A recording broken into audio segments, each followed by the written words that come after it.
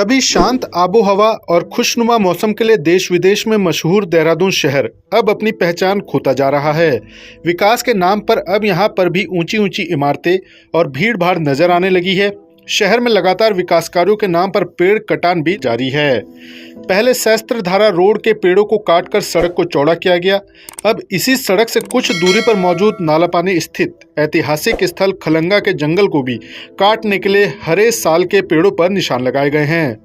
सौंग नदी पर प्रस्तावित बांध से शहर में जलापूर्ति को लेकर खलंगा वन क्षेत्र पर जलाशय निर्माण को लेकर करीब 2000 पेड़ कटान किए जाने हैं। वहीं इस बात की सूचना मिलते ही इस वन क्षेत्र को बचाने को लेकर ग्रामीणों के साथ तमाम सामाजिक, राजनीतिक व जन संगठन विरोध पर उतर आए हैं। उत्तराखंड सरकार में पूर्व कैबिनेट मंत्री और नालापानी गांव के ही निवासी हीरा सिंह बिष्ट ने भी खलंगा पहुंचकर विरोध प्रदर्शन किया है। बिष्ट का कहना है कि जंगल मानव जीवन को सुरक्षित संरक्षित रखने की जगह है। खलंगा में पेड़ों को काटने की साजिश रची जा रही है, जिसका कड़ा विरोध किया जाएगा। सरकार विकास के नाम पर हरे पेड़ों पर आरी चला रही है। जरूरत पड़ी तो जंगल बचाने को आंदोलन भी किए जाएंगे। हाँ, ये बड़ा चिंताजनक सूचना मिली कि यहाँ पर लगभग 19-20 हजार पेड़ काटकर बड़ा डैम कोई पानी का बनाया जा रहा है। तो पहले तो मैं उन अधिकारियों का दिवालियापन कहूँगा कि जिन्होंने योजना बनाई और जो बाहर प्रचार हुआ कि 18-20 हजार पेड़ कटेंगे तब यहाँ प्रोजेक्ट बना जाएगा। ये मानव जीवन को संरक्षित सुरक्षित रखने की एक जगह है। ये पर्यावरण है, ये ऑक्सीजन हमको देती है। ये जंगल है जो हमारे पर्यावरण को शुद्ध रखती है, हमें गर्मी से बचाती है, हमें जल संकट से बचाती है। इसकी गंभीरता क्यों लेते? ये पूरा सौंदर्य बर्बाद करने की साजिश हो रही है। देहरादून से देखो तो रायपुर से लेकर नालापानी तक ये जंगल, एक जंगल दिखाई देता है सालों का। कितने सालों में पेड़ खड़े हुए, आप इनको काटने की साजिश क्यों कर रहे भाई? कहाँ गया वन अधिनियम 1980 जो बहुत रिजिड है, बहुत सख्त है, बहुत कठोर है। मैं भी अपने खेत से पेड़ काटूंगा तो मुझे परमिशन लेने दिल्ली फाइल भेजनी पड़ती है साल का, अगर एक पेड़ काटूंगा। और आप हजारों पेड़ रौंदने की बात कर रहे हैं। कहाँ है वो वन अधिनियम? कहाँ है सरकार?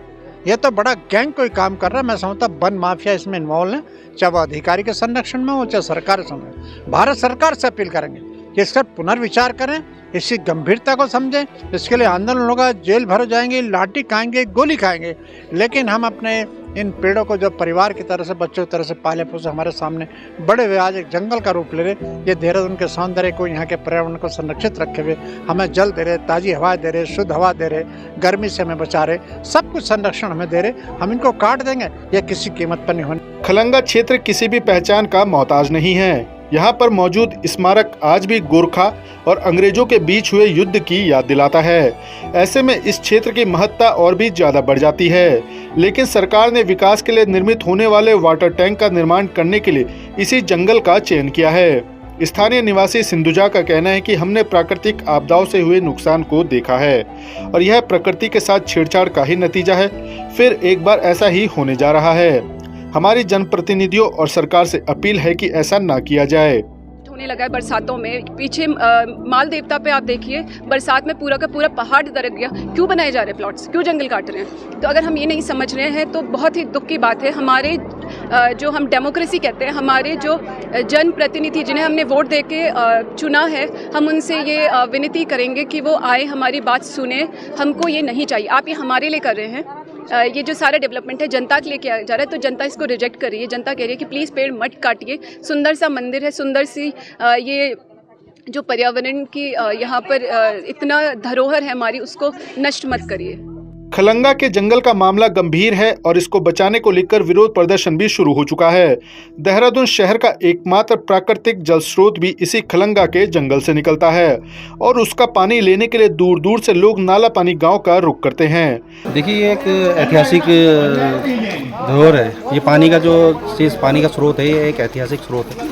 ये जड़ों से पानी, पेड़ों की जड़ों से निकलता है, तो इसलिए इसकी महत्व ज़्यादा है जी। वैसे तो यहाँ पानी जो है ट्यूबवेल का भी है और भी कई चीज़ों का पानी आता है, लेकिन जो ये इसका महत्व कुछ अलग ही है जी। ऐसे में अब सरकार को समझना होगा कि कहीं विकास के नाम पर हम अपनी प्राकृतिक संपदा को तो नहीं खोते जा रहे हैं। देहरादून से अजीत काम्बोज की रिपोर्ट।